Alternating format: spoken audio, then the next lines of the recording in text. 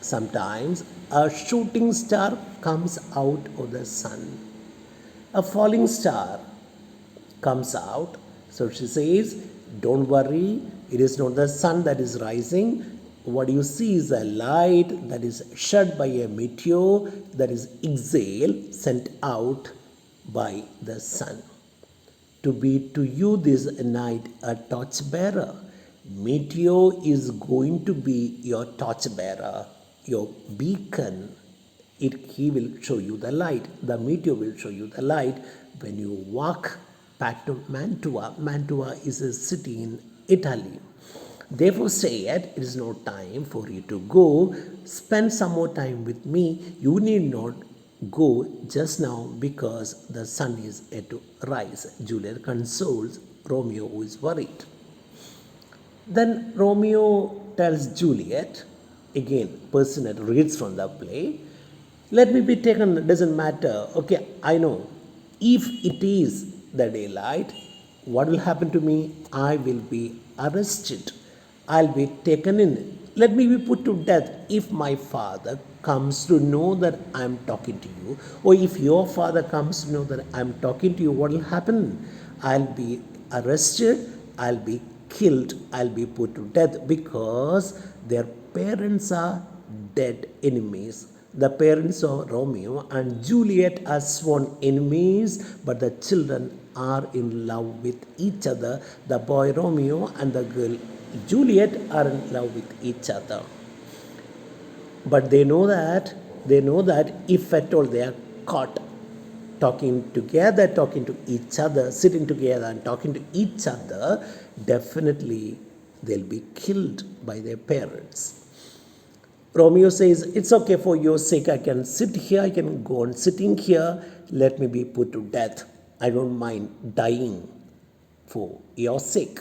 I'm happy, I'm content, I'm happy. So you will have it so. So I'll do as you ask me to. If you don't want me to leave, okay, I'll wait here, let me be put to death. I'll say, yon grey. So I'll say, yon grey, over there. Yon, beyond. What I see, the grey light that is seen is not the morning's eye. Morning's eye is the sun. So over there I can see the sun rising, but you are telling me it is not the sun, it is just a meteor. Okay, I'll believe what you are saying. Over there I can see the grey sun coming up, but I'll agree with you when you say that is not the morning's eye, it is not the morning sun, it is a meteor. I'll keep quiet. I'll sit here.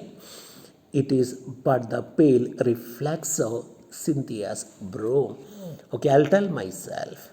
I'll agree with you when you say that it is not the morning's eye, it is the reflex of Cynthia's brow. Cynthia, the moon. So I'll tell myself there is not the sun that is coming up. The light that I see in the sky comes from the brow of Cynthia, the brow of the moon that is moving. Okay, I'll tell myself. No, that is not the luck. I'll also tell myself, for your sake, the bird that is singing is not the lark, whose notes do beat the vaulty heaven so high above heads. I can hear the lark sing loudly, but you tell me it is not morning, it is not the sun that is rising. Lark sings every day at the daybreak. So I'll tell myself, for your sake, let me tell myself, it is not the lark that is singing. So it is not morning yet. It is not the lark whose songs notes do beat the vaulty heaven, the sky, arched heaven, arched sky, so high above our heads. I have more care to stay than I'll to go. Okay, I'll believe what you say.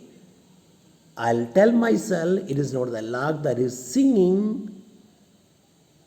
I will tell myself, oh you, it is not the lark whose notes do beat the sky above. I have more care to stay than I'll go. So I'll be happier sitting with you Or rather than going away to my house, I'll sit with you, come death and welcome. So for your sake, I welcome death. This is what Romeo tells Juliet when she asks him not to go. Silhouette, oh no, he must not say such things or I shall cry.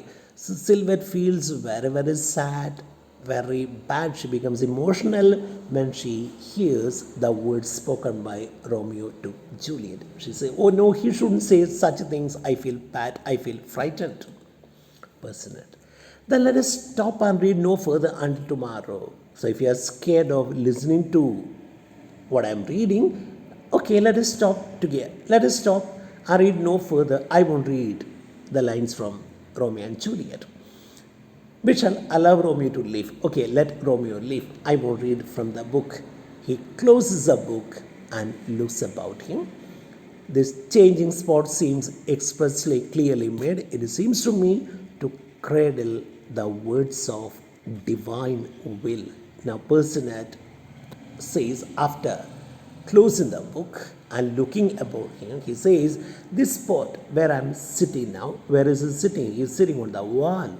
And Personate and Silhouette is on the other side sitting on a bench. And he says, the spot where I'm sitting is charming.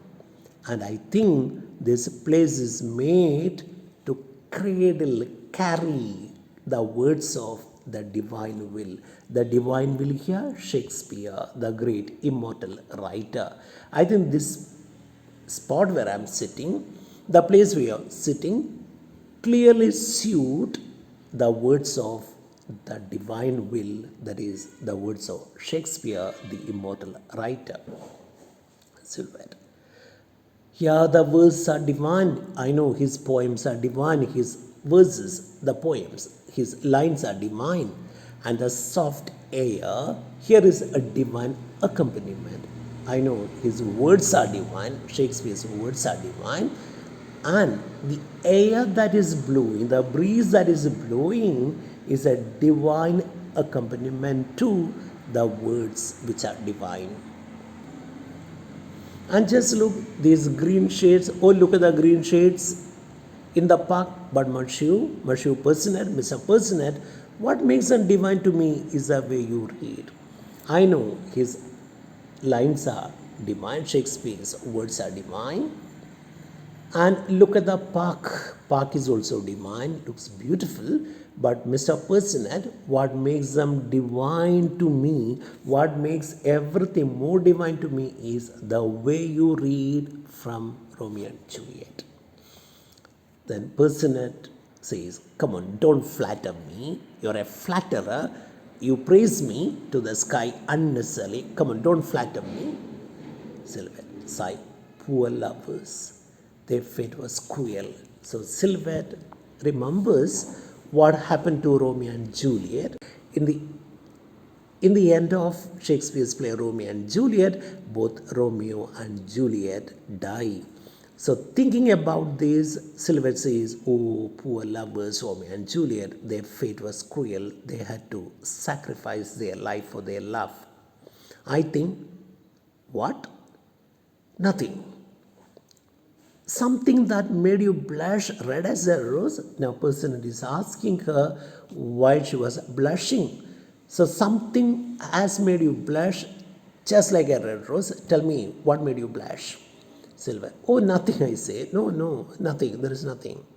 That is too transparent. Then Personate says, even if you don't tell me, I understand because it is too clear from your face.